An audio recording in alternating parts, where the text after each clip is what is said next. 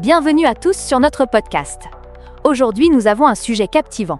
Comment apprendre le français rapidement et efficacement? Ah, le français! De la touée! C'est une langue si belle et vous savez quoi, il est parlé dans tant de pays autour du globe, un vrai carrefour des cultures.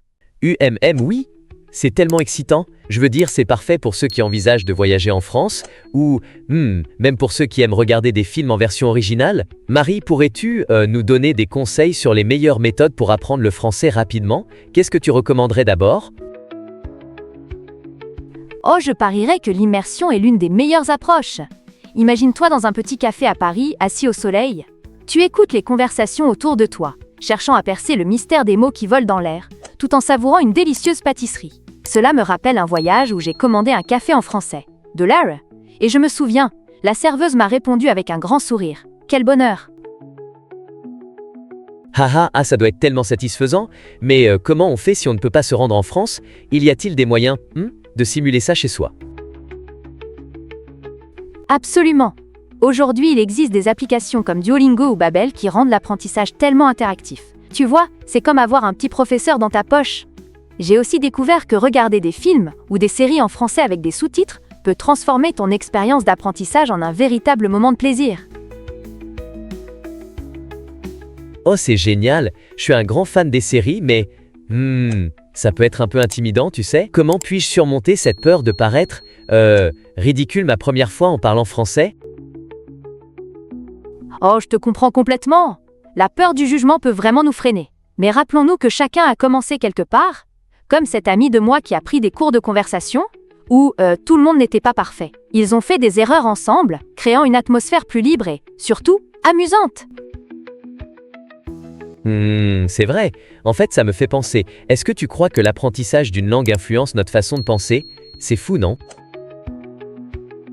Oh, absolument. Chaque langue a sa propre manière d'interpréter le monde. Prenons l'expression française l'appel du vide, qui se traduit littéralement par « the call of the void ». C'est fascinant, non? Cela décrit ce sentiment étrange que l'on éprouve parfois en se tenant au bord d'une falaise. Cela nous pousse à réfléchir d'une manière unique. Waouh, ça me fait vraiment réfléchir. Mais en termes pratiques, devrais-je aussi pratiquer avec des locuteurs natifs? Est-ce que c'est si crucial? Oh oui, c'est indispensable. Cela t'offrira des nuances et une perspective que tu ne peux vraiment pas obtenir autrement. Je me souviens d'une fois où j'avais un tandem linguistique avec un Français.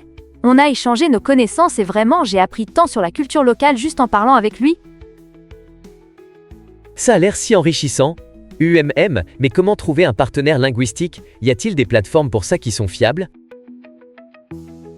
Oui, tout à fait. Il y a plusieurs applications et sites comme Tandem ou HelloTalk où tu peux rencontrer des locuteurs natifs cachant de véritables trésors d'apprentissage. Et tu peux même échanger des compétences.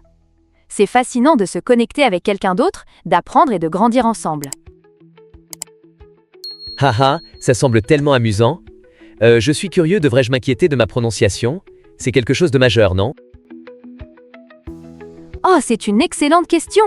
La prononciation compte, mais ne te mets pas trop de pression. En écoutant beaucoup de français et en t'exposant au son, tu verras que ton oreille va s'habituer. Avec un peu de pratique, tu te surprendras, je te le promets! Ah, la pratique est vraiment magique. Oui, j'adore cette idée. Donc, juste pour résumer, immersion, pratiquer avec des natifs, regarder des films, c'est comme un buffet d'apprentissage, n'est-ce pas? Exactement, Jen. Et n'oublions pas, maintenir sa motivation et s'amuser en apprenant est essentiel. Trouvez des sujets qui vous passionnent et le français deviendra un véritable jeu d'enfant. Merci Marie, ça a été tellement instructif. À tous nos auditeurs, si vous avez aimé ce podcast, n'oubliez pas de liker, commenter et partager. Oui, merci de nous avoir écoutés. J'espère que vous êtes aussi motivés que nous à l'idée d'apprendre le français. Au revoir, à la prochaine, et n'oubliez pas, chaque petit pas compte.